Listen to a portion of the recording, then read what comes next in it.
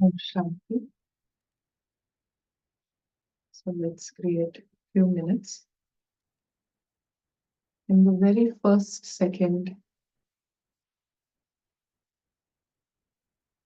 the invisible being is in his home of light. All the sounds that are heard are from the story world, which is down below. The invisible being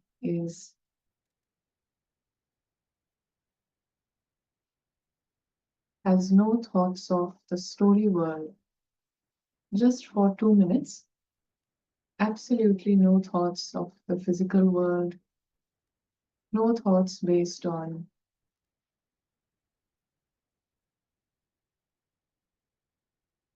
the world of action. Right now, we direct our thoughts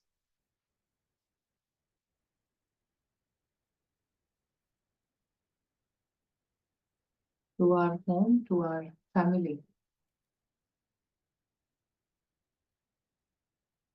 Family of this invisible being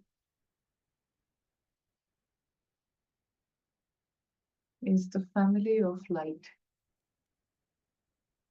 All our points, all our lights, all are in the image of stars. All are innocent. To begin with, this is a family of all innocent beings. No one is to blame for anything that happens in the story. They are all innocent. They are free from blame.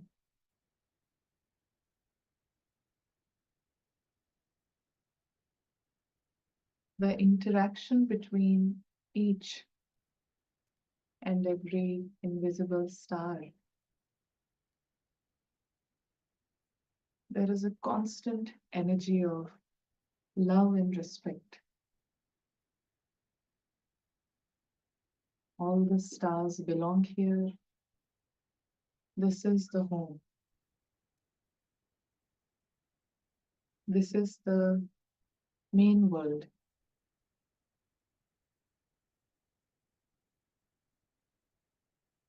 All are lucky. The invisible star is a lucky star. There is nothing bad that ever happens to him.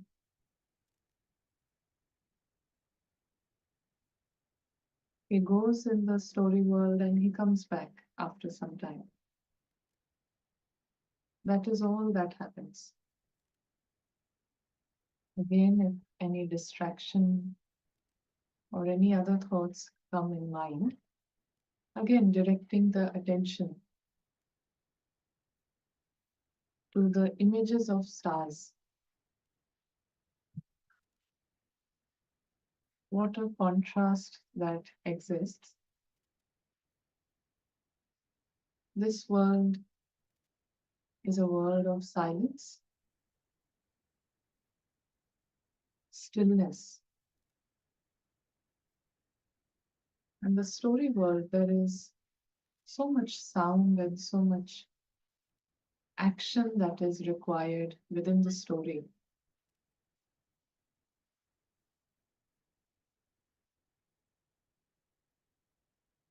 Using the divine intellect, using the Paras intellect, we see the full picture. Full picture includes the world outside the story, beyond the story.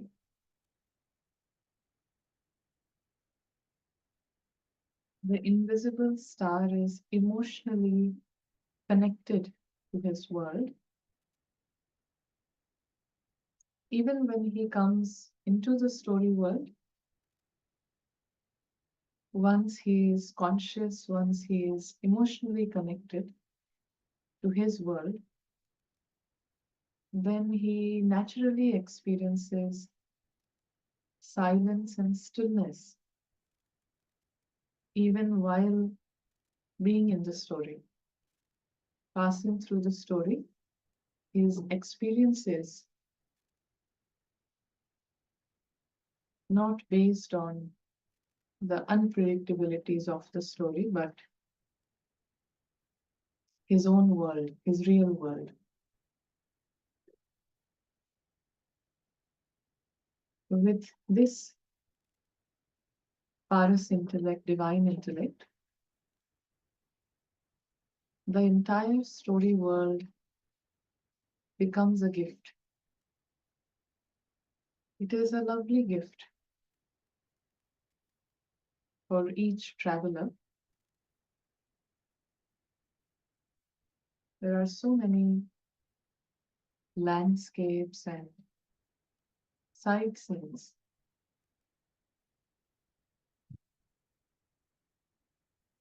Lots of characters around,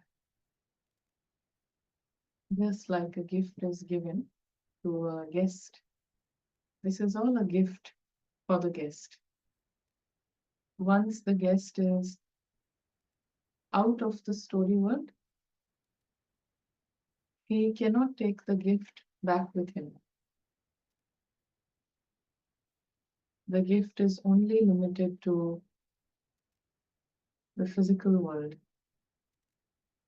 Real gift is beyond the physical world. The invisible star is always lucky, always lovely, always sweet. Mm.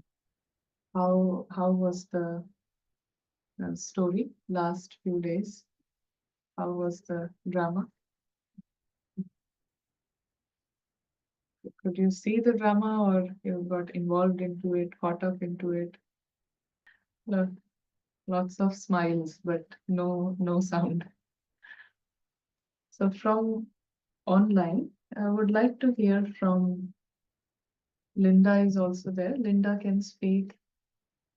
Yeah, I tried very hard not to get involved in the dramas in the past few days, but it wasn't easy, but I tried. Yeah. That's good. Really nice to hear. Mm. Anyone from here?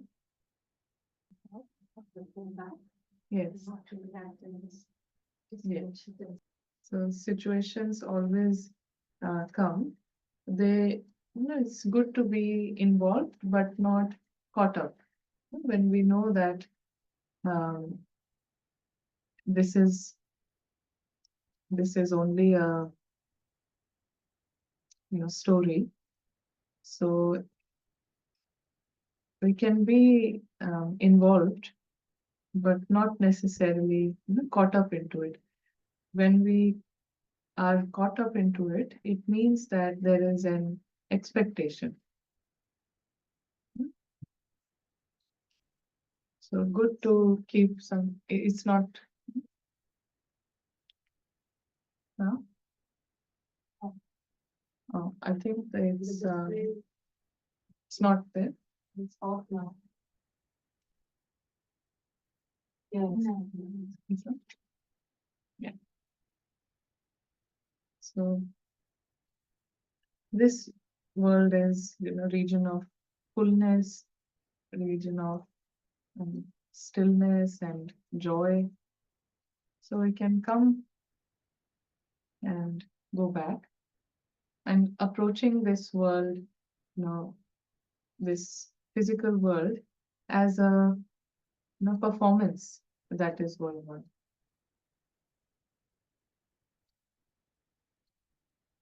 So you may set targets and you may have a vision, but once it happens, it's okay. You know that this was how the performance was meant to be. So we can give suggestions, we can work towards a certain area, but once it happens, it's a performance. So no thoughts on it. So many ways we can practice this higher consciousness.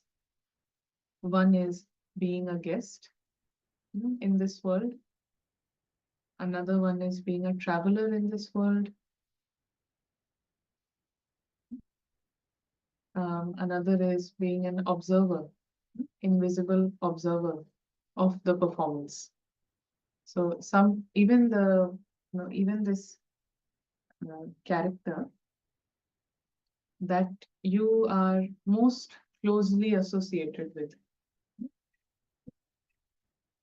which is, this one, the name of this character. The observer is also observing this role. If I step back, then I can also see this as a role. So this entire thing is an experience. So there is some anxiety going on, there is some stress about something. This is all an experience, and the experiencer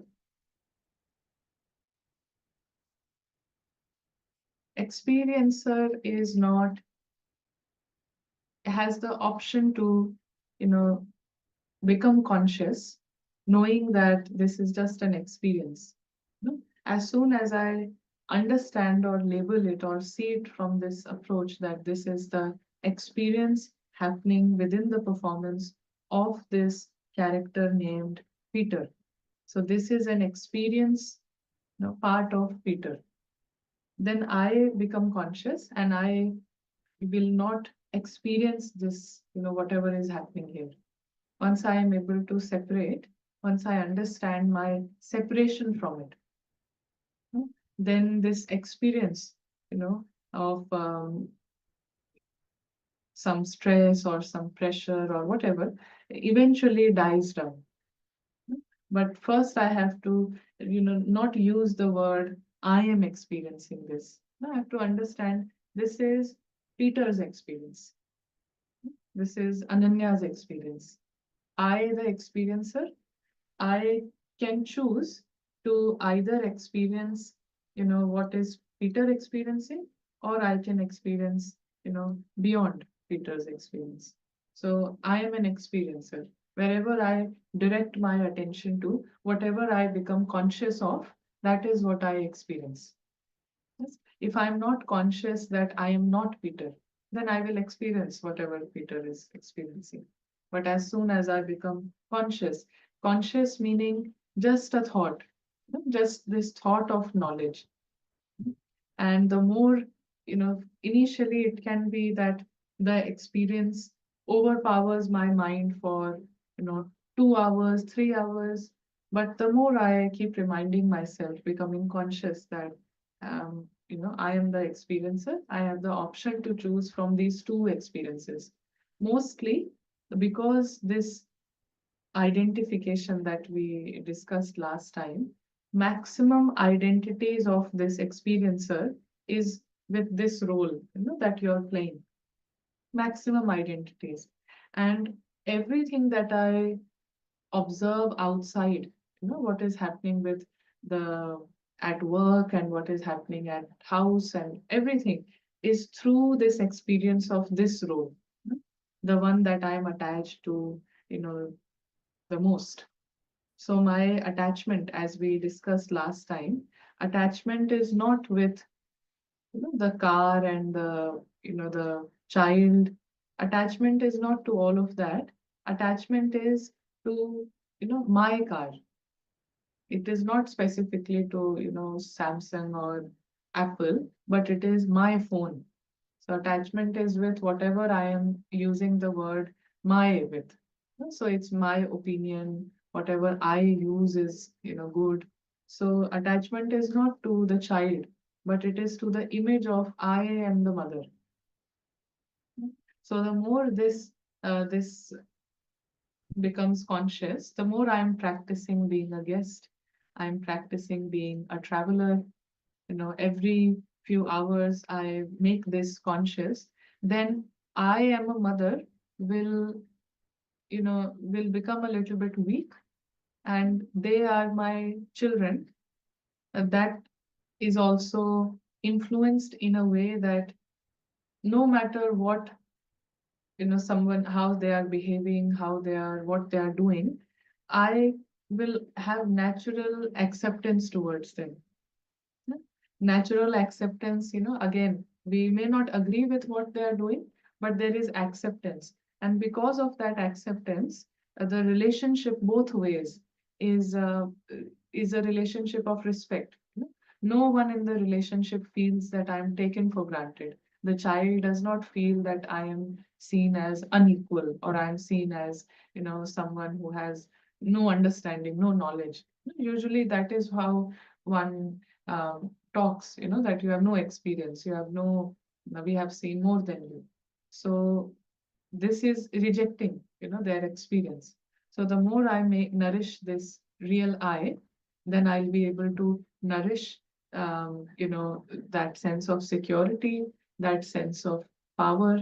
And so my security is not based on my children being in a certain way, and the irony is such that when I let go of that um, expectation, then they listen more, they connect more. They would want to, the relationship can become of a friend, which every relationship in this world, has something or the other, but friendship is where, both are equal. In a friendship, there is no one who is superior or lower. That is the beauty of friendship, that naturally it has, these values.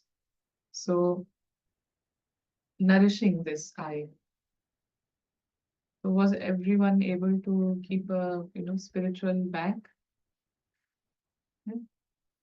Few days, all days, few days. Yeah. And with those few days, in those few days, what was the experience? Do you remember the experience? If any time that you've practiced in the last 4 or 5 days, what was your, honest experience? You can share that. Huh? I think for that few minutes, the mind just got totally away from What's going on? and went into sort of a stillness that that made me realize that maybe the thing I'm thinking too much is not that relevant Yeah, from bigger perspective. yeah, yeah. It's like some, distractions also you felt, or it was okay? It's Strange. difficult to Little bit difficult. remind myself. Yeah. So Was I was forgetting, like, in the evening, I was forgetting for next day I again tried. Yeah. So I was busy with this stuff, but then suddenly it clicked my mind in order to focus. Yeah. So I was reminding whenever I watch this. Yeah. Yeah. So, which is nice. So we have some online. Yeah, someone has said, felt upliftment, clarity in thought. Few days, felt aware, present. Hmm. Looking at myself was interesting and a bit scary. Yeah. So those are some comments. So very nice, nice comments. So whenever we, invest some time towards nourishing this real I and coming to our home, then we use the divine intellect. Yes, we are actually nourishing the divine intellect within us. And when we nourish this divine intellect, then naturally the stone intellect that we have and we have used for a long time, that is not nourished in those minutes. And the sign of, this being used and, this not being used is that anything that happens on this stage becomes small. It will seem not that important. Nothing will seem as you know, do or die sort of situation. So it can, you have the power to make it insignificant. Because really, the law of this show is that show must go on. And this is what happens. No matter what, the show goes on. Souls leave their bodies and what not happens, the show goes on. There is nothing that will ever, stop here. So, but, our mind doesn't understand because the stone intellect, using the stone intellect for such a long time, any action that we are performing here, if you check your own mind and your own mindset, then any action that we perform, there is this sense of, achieving peace, some sort of peace outside that after I do this, I'll be more relaxed, when I do this, I'll be more,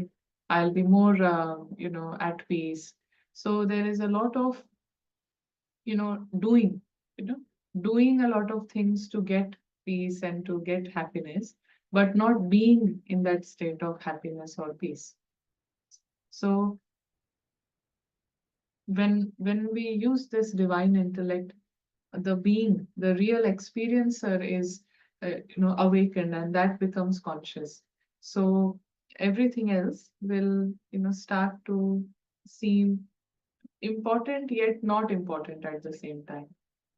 It will be important, but once you've done, taken the actions, you've done your best, it's not important, that sort of thing. Yes.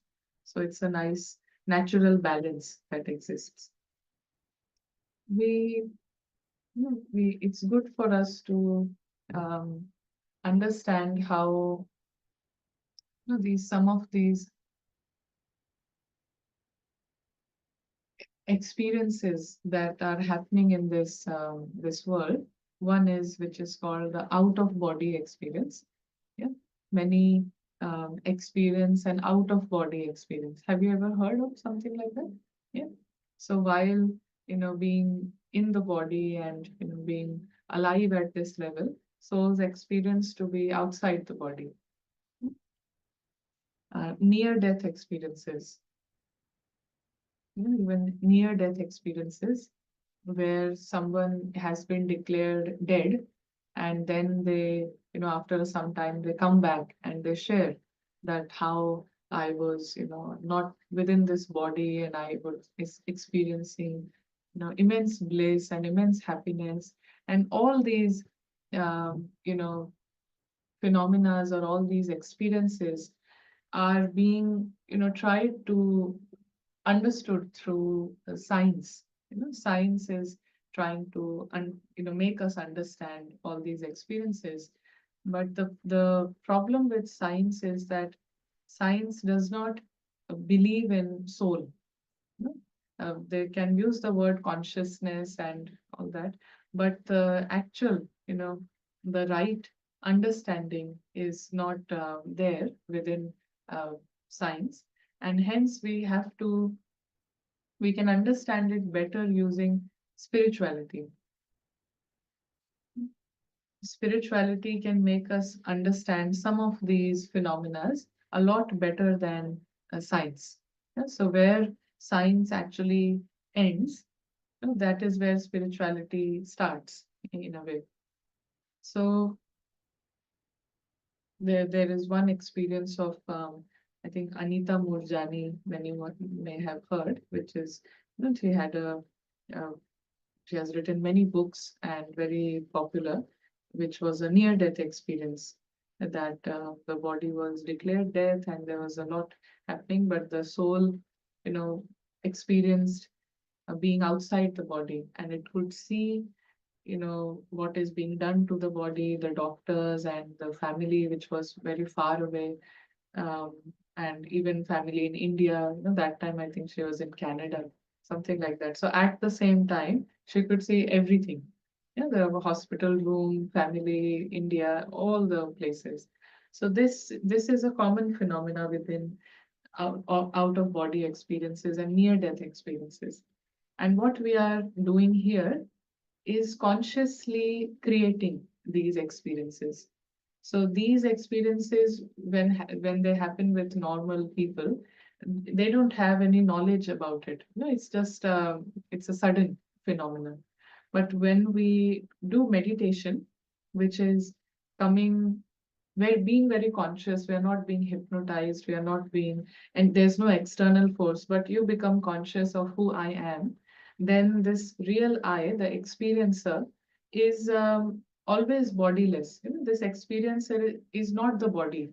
So even while you are within the body and nourishing this real I, experience is as if I'm not in the body. Yeah? And that experience of being here but not absorbing these experiences, science says that it has an impact on our you know genetic impression. So sometimes people who have there has been many research on genes, and people who have genetic issues, health issues like arthritis and many other diseases. Science, studied the brains of different individuals, some who meditate, some who don't meditate, some who are meditating for 30 years, 35 years, and they have shown that every second our system is changing. Every second, in a year, all the cells of our body, they change. So every year it is like we create a new body. But because internally we are not changing, then the body is also not changing. Yeah? But every year, in 365 days, all the cells of the body, old ones die and new ones are created. And so when I change my consciousness, then even genetic problems, that doctors tell you that this is a heredity issue. This is not, your problem, but it's in your genes. That is changed with meditation. This is what, science has shared, that genetic impressions, they are changed because of the experiencer, because of the experiencer changing his experiences. The more this experiencer creates a different experience, genetic impressions within our bodies, they change, they are impacted positively. Another phenomena, which is reincarnation. So there is a scientist, not exactly scientist, but um, someone who studies um, reincarnation. Yeah. And he studied some, thousands of cases, 30,000, 40,000. And he found some commonalities, between all those incidents, wherever someone experienced something and they, left the body, got a new body. So he observed a pattern within all his studies, 30,000, 40,000 cases. And once he started writing about it, once he started, creating documentaries on it, he started receiving more grants from the government to, keep doing his research. So he shared that one thing that happens that is common in all the, these cases is that someone who is, first of all, the last, whatever our last thoughts are, they impact our, next birth and next body. Yeah?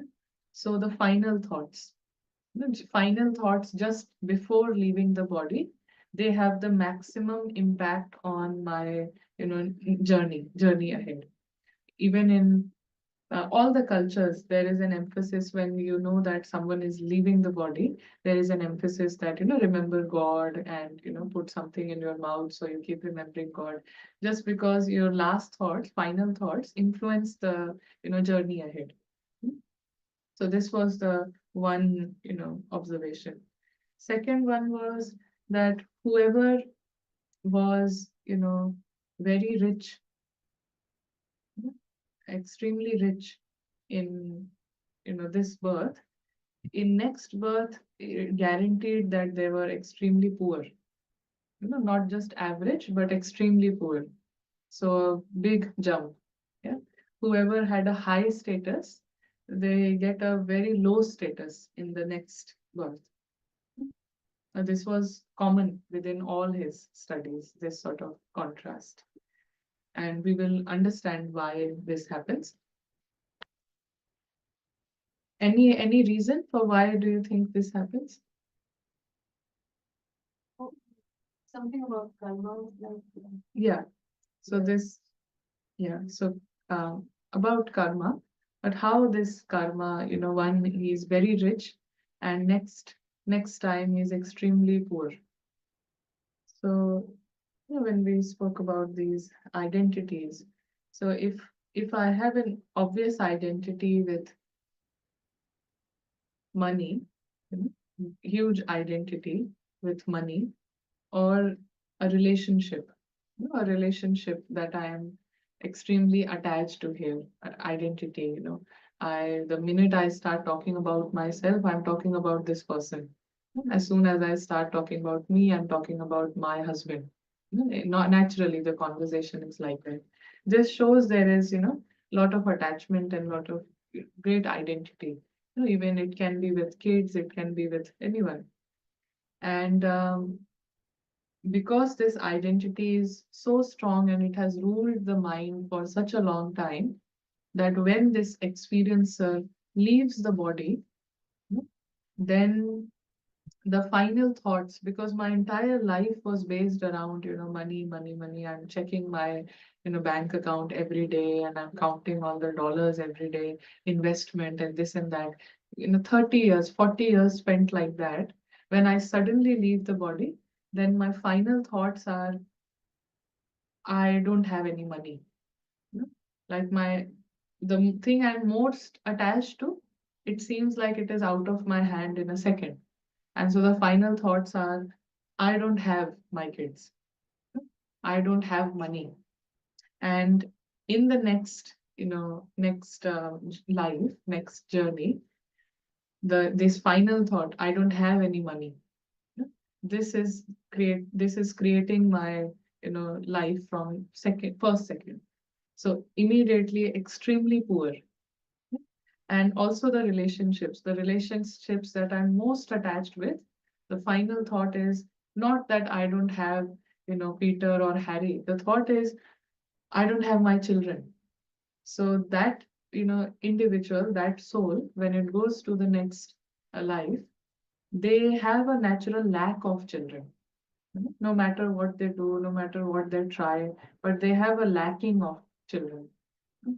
Or with any other relationship, husband, wife.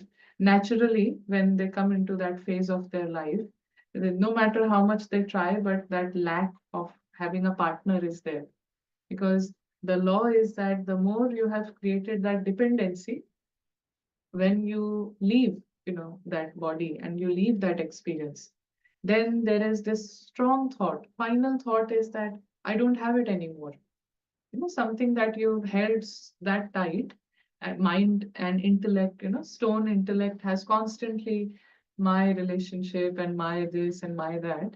Then once I don't have it, once I'm out of it, final thoughts are, I don't have it. We can't help, but that is the final thought. And that thought is so strong, it creates the next life. So it's a huge contrast. We ordinarily, what is believed is, if you have an attachment, you will be tied for 7 lives. So it's a complete reversal. The more attachment you have, next life more lacking in that area.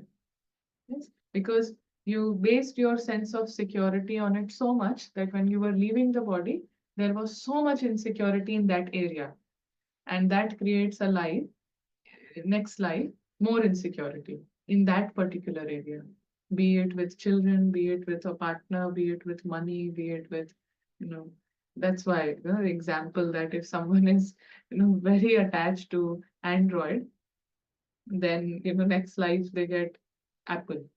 Yeah.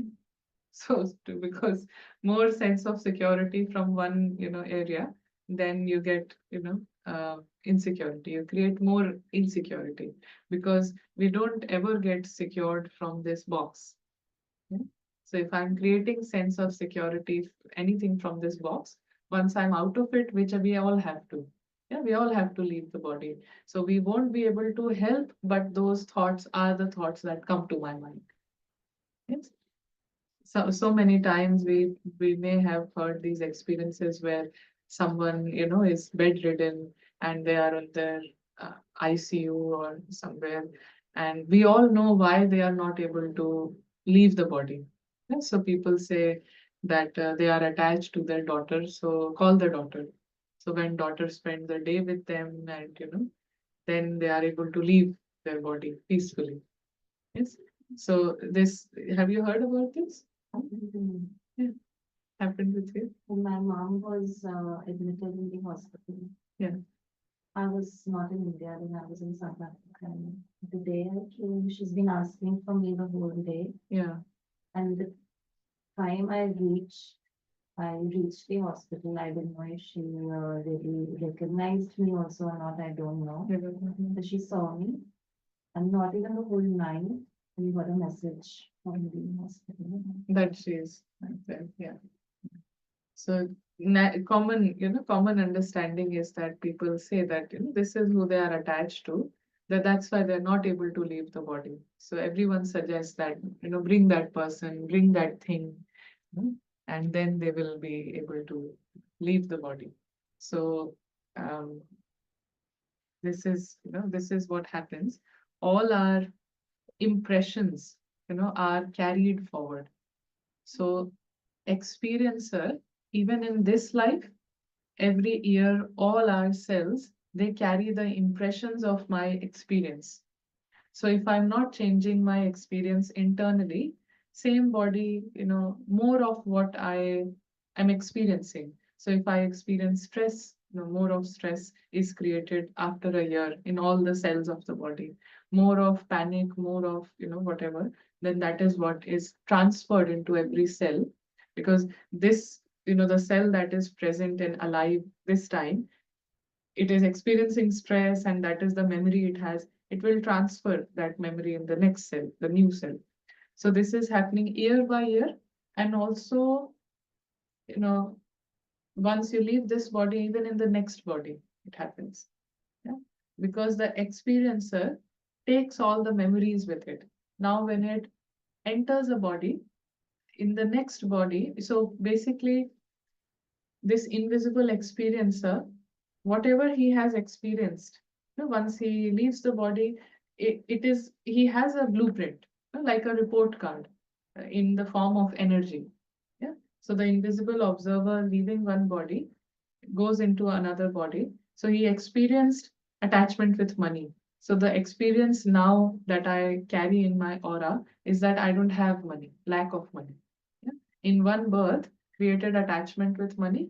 Now the experience when I am outside that, experience, my experience is that I don't have any money. So I take this into my next life. So even my body is impacted that way. My entire destiny, is impacted in that way. Yeah. So is it like this thinking can be true for like things like negative emotions or stress, like if somebody having a issue all their life, or some Yeah. problem, some disease or stress, anxiety, whatever, but at the last moment they're thinking, I don't have it anymore. So then the next life will be better. Yes, definitely. But the thing is that how I spend, the thing is that if I've spent even 10 years in a certain sort of experience, it's not possible that my final thoughts can be other than this experience. No matter, that is why when we tell people, remember God now, remember God, it's not possible. They can't remember God because whatever they have done for 10 years, that is what they'll remember. No? So no amount of telling someone or suggesting suggestions don't work in that time, because when this real I is about to leave, all these identities are sort of, they have overtaken the mind, and they are all dancing to get their spot. So it's not possible if I haven't practiced for 10 years, suddenly no one can do that. It's impossible. Yeah. If 10 years I have spent time thinking about Instagram, when I'm about to leave the body, it's impossible that I don't think about Instagram. It's very natural for these identities. The ones that you have nourished the most, it will just jump out of nowhere. And people can tell me, don't think about Instagram, remember God, but I can't. It's that sort of helpless situation. But if provided little effort has been put in that direction, then it's possible. So if there is anxiety, there is stress, but in between, they have some knowledge, some created some experience. So that experience will also translate into my ongoing 10 years. So even in these 10 years, I will experience some peace, some stillness, some calmness. And that is what my final thoughts will be on. So, final thoughts, let's just put it in this way, it is out of control, out of our conscious control. Yeah. And the final thoughts will be based on the I that I've nourished the most. If it's this I, then that is what it is. If it is this I, then if it is a car, if it's a relationship, if it's money, then that is what it will be. It's out of control. Yeah? Because this is my report card. This is what you have done your entire life. This is what you have experienced your entire life. This is your report card. And then we take that report card to another, life. So another, example, many examples from this Ian Stevenson and his research that, in this birth, let's say his name is person A. He, had been stabbed with a knife 27 times. Person A stabbed 27 times, on his back and his, neck, um, and sudden death, immediate death. This experiencer now goes into another body, person B. And as soon as this child is born, he has exactly 27 stains of blood, on his body permanently, right from his birth. So all the birthmarks and all those things, that people say, not necessarily, the details may not be correct, but they have some, relationship with the last final minutes of what I experienced. Yeah. And if they are asked, sometimes, this child before the age of 5, before the age of 5, they remember this experiencer hasn't completely, made attachments with this present life. So he still is, has memory of last life. For each one, it is like that. So till the age of 5, you can ask a lot of questions to this child. And if he is articulate, if he can answer, then he will tell you about his past experience. So we see in children, babies, they are crying sometimes for no reason. They're laughing sometimes for no reason. They're by themselves, they're smiling, they're crying. So it is all the memories that play up from the previous, experience.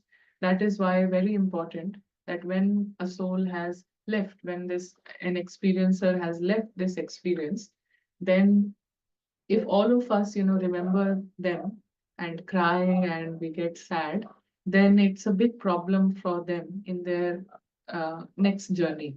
Yeah, they're not able to connect with anyone. So some children, it happens after COVID, you will see the children that are born, they maybe not to say it in that way, but if that the soul is being remembered a lot, then they are not able to connect. There is a word called infant depression. Children are born and right from the first day they are in depression. So something has happened, right? Something has happened that the child is not smiling as much, they are not happy as much, they're not able to connect with the mother, the father. So when an experiencer has left, this experience, this episode, then the best thing for everyone around them to do is to, give good wishes for their next journey, yeah, and not remember them, cry and all that. That creates a big problem in their, further journey. They're not able to connect. Any question? Is there a time frame like after it's like this one takes in the morning? Is there like Yeah. Um, Time frame is around, maybe I'll check this and get back to you. I'm getting two answers from memory, so I don't want to say the wrong one. But generally, there is a time period, but the soul comes in the body after 3 or 4 months, till the cells are dividing. For 3 or 4 months it doesn't have a soul. There is no soul present. So if at any time, that child is, aborted or is not, somehow didn't it wasn't normal, then there was no soul that was harmed, because first 3 or 4 months it's just the body that is being prepared. And only after 3 4 months, in the some cultures, the word they use is good bharai, now the soul has entered. So after the soul has entered, there is movement for 6 months, it stays in the body. But how long, I will check and get back. Sorry. just Yeah, out of curiosity, that's good.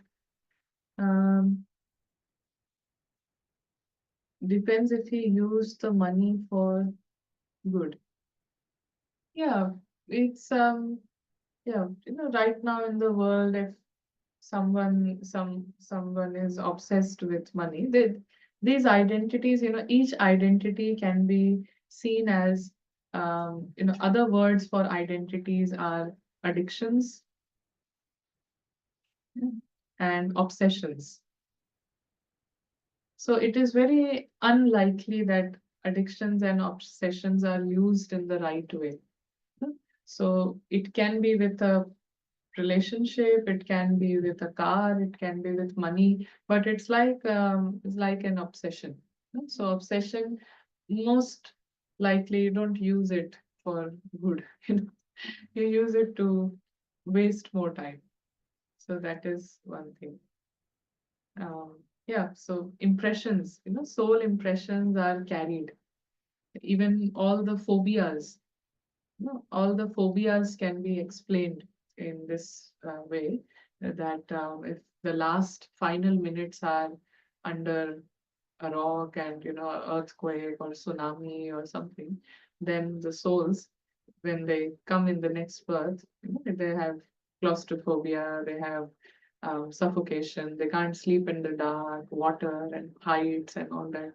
So all the phobias, these are because of the impressions that are carried.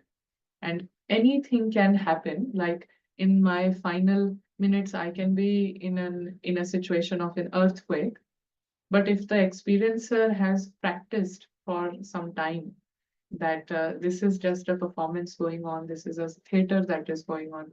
I am, I've come from a different world. I'm just visiting this world. If I have practiced that for some time, being not identified with the body, then naturally I'm not identified with these experiences. So there can be earthquake, there can be tsunami, but my final thoughts have nothing to do with that, because I've nourished that real I.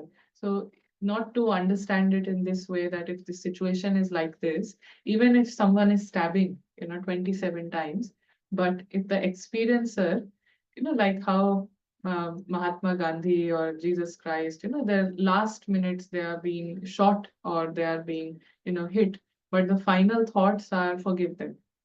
So these thoughts are, you cannot create them. Yeah. Even right now, when you are conscious, you can't create this thought. If someone is talking, this is a result of your what you have nourished for your entire life. Yeah. So that final thought No matter if you're being shot, if you're being hit, if you're being, whatever the situation is, your final thoughts and final words are based on the experience that I've lived the most. So that is the experience I've lived the most, that no one is to blame, forgive everyone. That is my thought. That is my birth. That is precisely my destiny the next time. So it has less to do with the situation. But if I haven't nourished the real I, then I'm on the mercy of situation. Whatever the situation is, that will be my final thoughts, and final thoughts lead to the next journey. Yeah, it will go into my next birth. As we said, final thoughts, they are not out of control, just based on what you have nourished within your mind. Which identity have you nourished? Real I or the false I? Any of these false I nourished, it actually creates a lack, more of lack. Yeah. So, any questions here? How do souls pick up a body when we say soul move from one body to another? As population keeps increasing, do we have unlimited souls? No, we don't have, we only know the number of, so all the souls are present here. The reason why population is increasing is because souls don't go back in the middle of the performance. They will only, all the souls come at their own time, but they return together. Like they can't leave the performance midway and go back home. So constantly the number of souls is increasing, which means to say that from the soul world, new souls are coming. Yeah. So more and more souls are coming. How the soul picks up the body, it's just based on, you know, um, it is only based on, the attraction. So if I have, insecurity in a certain area, then naturally I'm attracted to, in that family, in that, environment where that insecurity exists. So in this birth, I have insecurity with money. Naturally, when I leave the body and I haven't worked on it, then I will be taken to a family where there is insecurity of money. So it just works on attraction. It's like a magnet. Yeah, so I get pulled to wherever, these identities are, yeah, these identities will be um, challenged, you know. So we go to those sort of situations, families. So there will be some similarity, some familiarity, but also your identities will be challenged within that environment. So it's just based on attraction, law of attraction, you just get attracted. So the performance that you have played in this life and the experiences you have created in this life, they take you to that similar experience. How to work on insecurity in relationship? By becoming secure, not based on that relationship, removing security from that relationship. That's the way to work on it. Being more secured here. So answers to all the insecurities is one, being secured first. So let's watch a video. We'll just watch a video. Stevenson, if you type this in the internet, you get connected to his pages, his books. But today we are going to see how injury from one life, its signs, its relevance is seen into the next life. How we are going to see this? We are going to see the video. His one book is called Birth Defects and Reincarnation. So here it is not just a memory. Child is saying, "Oh, I remember this." That maybe in the science world you can say that is a bit, we don't know. He's just speaking this. We don't know what he was speaking yesterday was. But these children are born with scars, and they have connection with the injury in the earlier life. So that's something very physical evidence about this. As an example, if someone is shot in the head, in the next life, that boy will have a circular scar on the head at the same, exactly the same spot. In very interesting case, one lady was stabbed, and it was a murder. She died of 27 stab wounds on the back.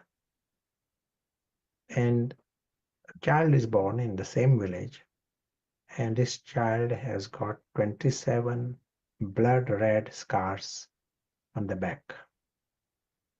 Same spot. Just the body is very small, the body is big, but all the 27 blood red scars on the back. And this child also tells the name of the person who killed her in the earlier life, another lady.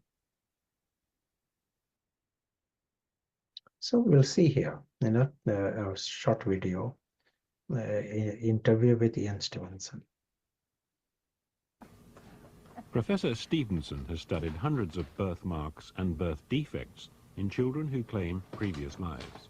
I'm particularly interested in a collection we have about 15 cases where there are 2 birthmarks corresponding to bullet wounds of entry and exit. And forensic pathologists know that nearly always if you shoot somebody, the bullet wound of entry is small and round, and the bullet wound of exit is large and irregular in shape. And that's the way our birthmarks, in about half of these cases, they correspond exactly that way. This boy was born without a right ear, but with memories of the life of a man who was shot in the head.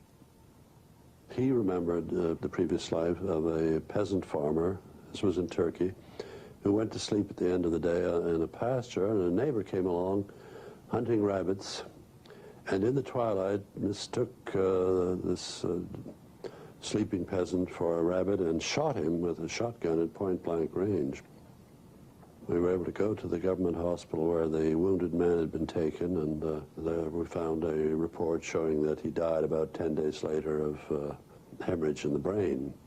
And this boy had memories of this man's life and his death. The skull of a Turkish miller killed by a blow to the back of the head with a flour shovel. This picture is from the official post-mortem report. Later, a child claimed to remember the miller's life. The boy had a misshapen skull. Violent death occurs frequently in Stevenson's best cases. He speculates that the trauma of such a death may cause it to be remembered. This Burmese man recalled a previous life as a notorious bandit who was captured and executed for murder. The hanging was bungled so that he had to be hanged twice. And the subject, who had the memories of this brigand, was born with a almost absent lower jaw. His mandible was exceedingly small, and his mouth was very narrow and tight, so that he really can only take liquid food, and he can't open his mouth. But birth defects of the kinds that we have in these cases are uncommon, and they're not the sort that you find in the textbooks of birth defects, the monographs, with rare exceptions. A few of them are, but most of them are not.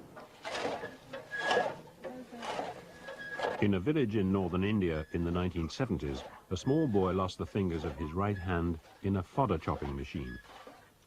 Later, the child died, but in a neighboring village, a boy was born who claimed memories of the dead child's life.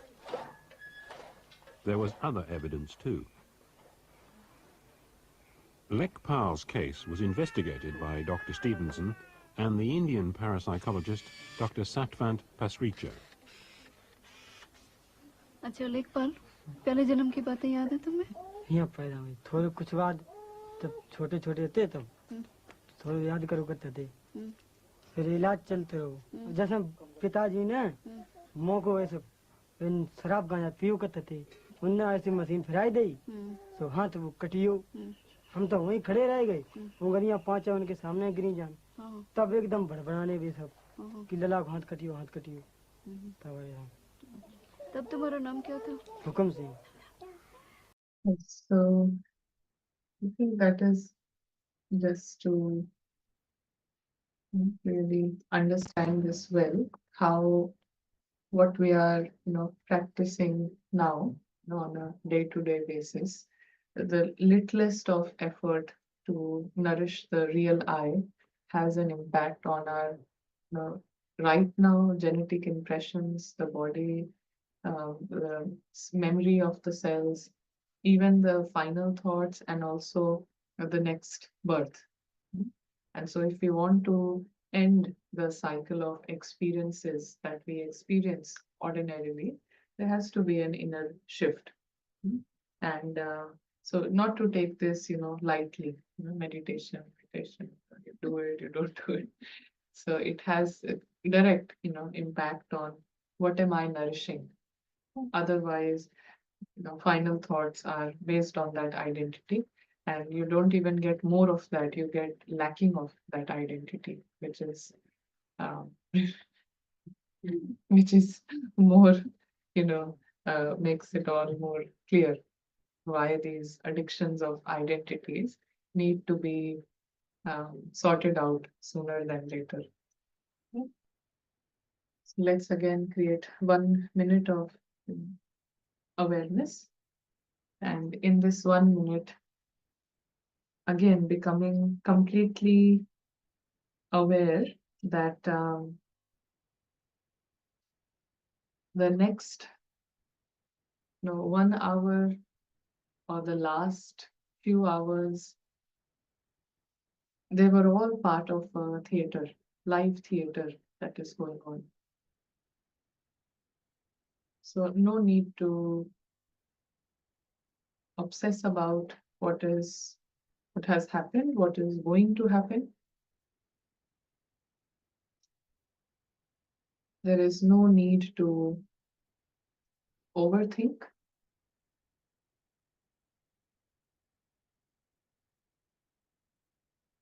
It is all a performance that is going on.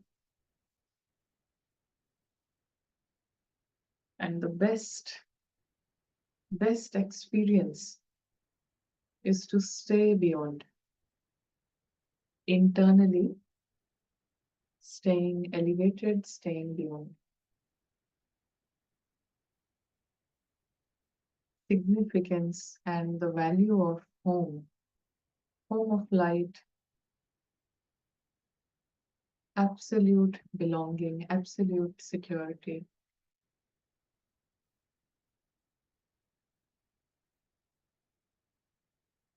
Beyond harm.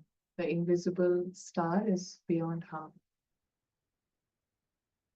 Always full, always perfect, does not need anything or anybody from the theater world to feel safe, to feel secured.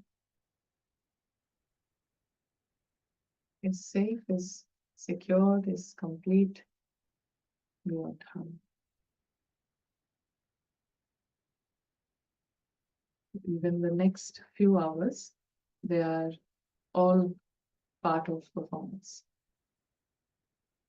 So let me spend more time in an observer state, even the role that I'm associated with, to see it as a third person, to observe it as a third person.